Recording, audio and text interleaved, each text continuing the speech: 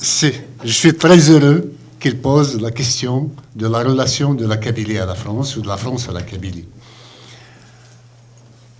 C'est vrai que la France est le pays qui a été le premier à féliciter Bouteflika à sa réélection, à sa énième réélection, sachant que c'était déjà, excusez-moi l'expression, un légume.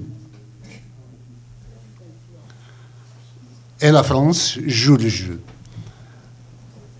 La France a sûrement besoin de renouveler sa politique étrangère, de renouveler sa vision vis-à-vis des anciennes colonies. La France fonctionne toujours avec le même regard que 1960. C'est-à-dire que les pays auxquels elle a donné l'indépendance sont ses enfants qu'elle doit couver. La France fait fausse route. Entre-temps, toutes ces dictatures qu'elle a couvées, parce que les pays africains ne peuvent pas être autre chose que des dictatures tant que les peuples qui la composent ne sont pas indépendants tous.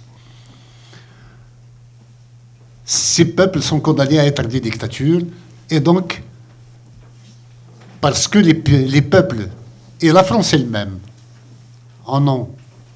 ne peuvent plus gérer la situation comme ils l'entendent, il y a les hindous, il y a les Chinois, il y a les Russes, il y a le Moyen-Orient, il y a tout le monde qui débarque en Afrique.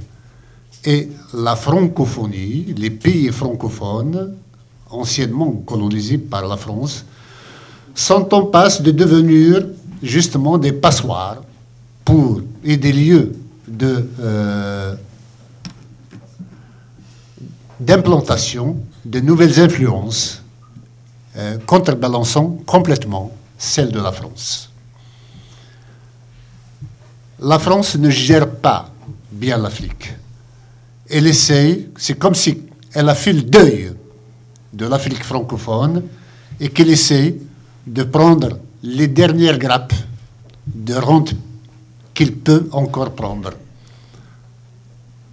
Je dois interpeller la France sur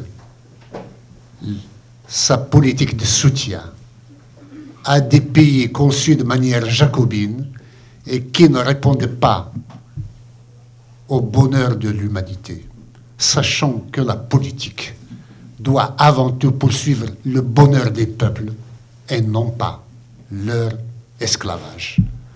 Il me semble que la France entretient l'esclavage des peuples africains plutôt que de les aider à leur libération.